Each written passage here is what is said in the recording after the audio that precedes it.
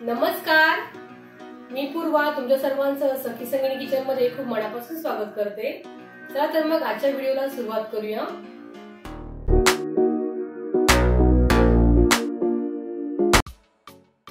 आज मी तुमच्याबरोबर अतिशय पौष्टिक व थंडीत आवर्जून खावे असे डिंकाचे लाडू कसे करायचे ते दाखवणार आहे।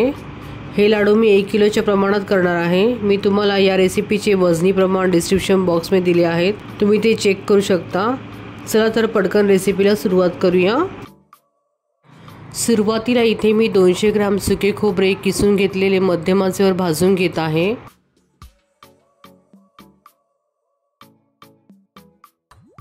जवळपास 4 ते 5 मिनिटांनंतर खोबरं छान लालसर भाजून झालेलं आहे। आता आपण हे काढून घेऊयात। आता त्याच पॅन मध्ये 25 ग्रॅम मगजच्या बिया घेऊन त्या 2 ते 3 मिनिटांपर्यंत मध्यम आचेवर भाजून घ्यायच्या। मगजच्या बिया म्हणजे भोपळ्याच्या बिया। या बियांमध्ये बऱ्याच प्रमाणात मिनरल्स व झिंक असते। इतकंच नव्हे तर या बियांमुळे इम्युनिटी सिस्टीम सुद्धा मजबूत होते। याशिवाय डिप्रेशन, अँझायटी पासून या बिया आपले संरक्षण करते। त्यामुळेच हे असे डिंकाचे लाडू बनवताना यामध्ये या मगजच्या बियांचा वापर जरूर करावा। जवळपास 2 ते 3 मिनिटांनंतर या बिया छान खरपूस भाजून झाल्या आहे। आता आपण ह्या काढून घेऊयात। आता या ठिकाणी सर्व कोरडे जिन्नस भाजून झाले आहे। आता आपण तुपामध्ये जिन्नस भाजून घेऊयात। त्यासाठी मी पॅन मध्ये 1 चमचा भर साजूक तूप घातले आहे। आता हे तूप वितळल्यानंतर यामध्ये 50 ग्रॅम मखाणे घालूया। हे मखाणे चांगले क्रंची होईपर्यंत भाजून घ्यायचे आहे। हे मखाणे जवळपास 4 मिनिटांपर्यंत भाजून झाले आहे। आता आपण हे मखाणे क्रंची झालेत की नाही ते चेक करून घेऊयात। तुम्ही बघू शकता या ठिकाणी मखाणे छान क्रंची भाजून झाले आहे। आता आपण हे काढून घेऊयात।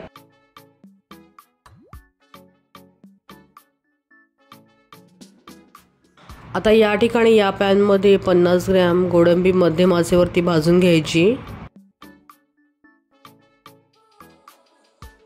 आता 2 मिनिटांनंतर गोडंबी चेक करून घ्यायची। जर ती सहज तुटली तर ती छान भाजून झाली असं समजावी आणि ती काढून घ्यायची।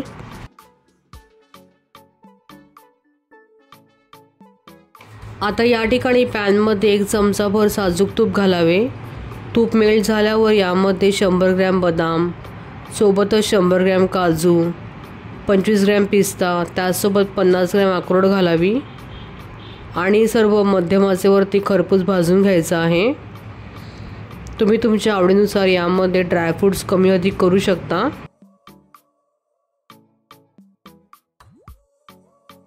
हे सर्व ड्रायफ्रूट 2 मिनिटांपर्यंत चांगले परतवून झाल्यावरती मध्यभागी थोडी जागा करून यामध्ये 10 ग्रॅम वेलची सालीसकट चांगली भाजून घ्यायची।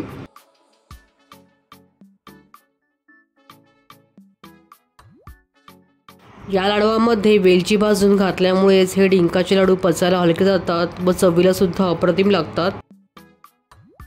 आता हे सर्व चांगलं लालसर भाजून झालं आहे। आता आपण हे काढून घेऊया।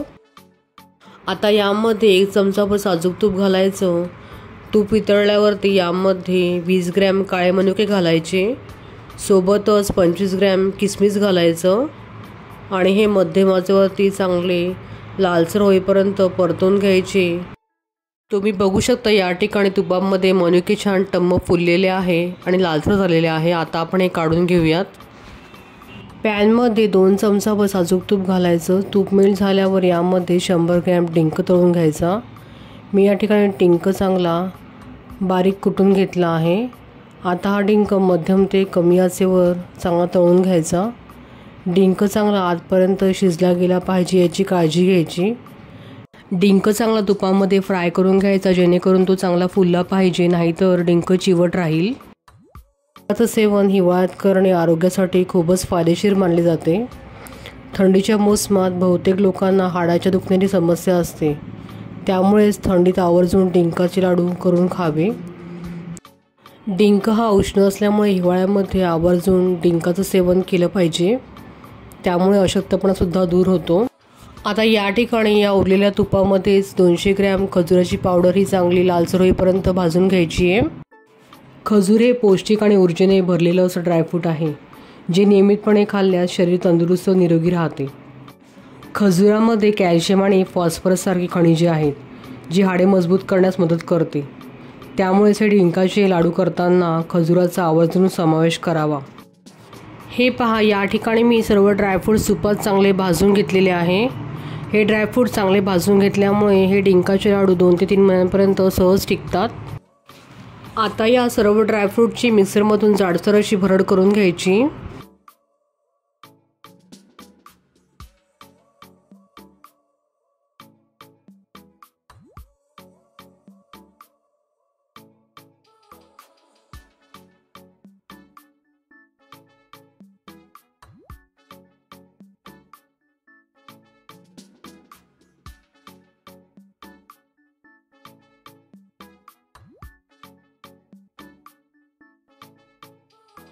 अशाच प्रकारे सर्व ड्रायफ्रूटची जाडसर अशी भरड करून घ्यायची।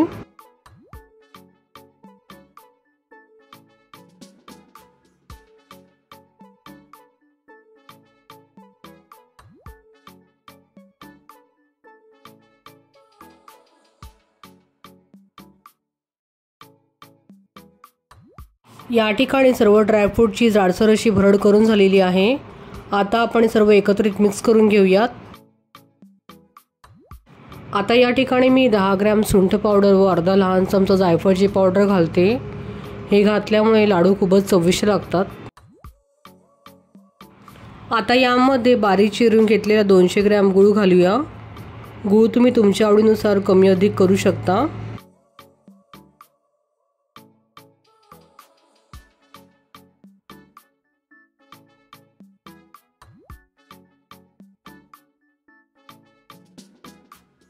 आता यामध्ये संपूर्ण तळलेला डिंक घालून घ्यायचा आहे।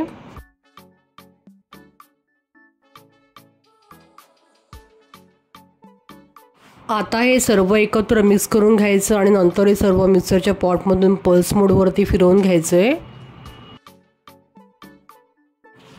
हे सर्व मिश्रण मिक्सरमधून फिरवून घेतल्यामुळे गूळ सर्व मिश्रणात एकजीव होईल व गूळ सर्व चांगला एकजीव झाल्यामुळे लाडू वळताना बाइंडिंग छान येईल। तुम्ही बघू शकता, या ठिकाणी गूळ चांगला मिश्रणामध्ये एकजीव झाल्यामुळे लाडू पटकन वळला जात आहे।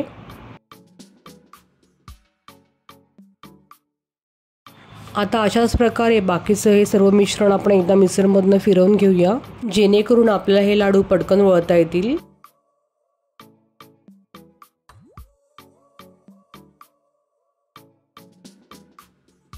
आता मिक्सरमधून हे सर्व मिश्रण फिरवून झालं आहे। आता आपण हे सर्व एकत्र पुन्हा एकदा चांगलं व्यवस्थित मिक्स करून घ्यायचं आहे।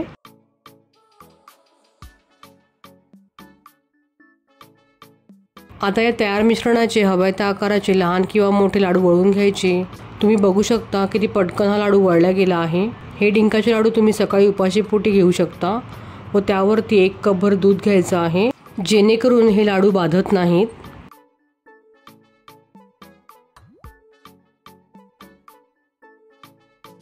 अशाच पद्धतीने या ठिकाणी मी सर्व लाडू वळवून घेतलेले आहेत। तर या थंडीमध्ये तुम्ही माझ्या पद्धतीने एकदा हे डिंकाचे लाडू करून बघा व तुमचे लाडू कसे झाले हे मला नक्की कमेंट करून कळवा। जर तुम्हाला माझ्या रेसिपीज आवडत असतील तर माझ्या चॅनलला सबस्क्राइब करायला विसरू नका। लवकरच भेटूया अशाच एका नवीन व्हिडिओ सोबत। तोपर्यंत धन्यवाद।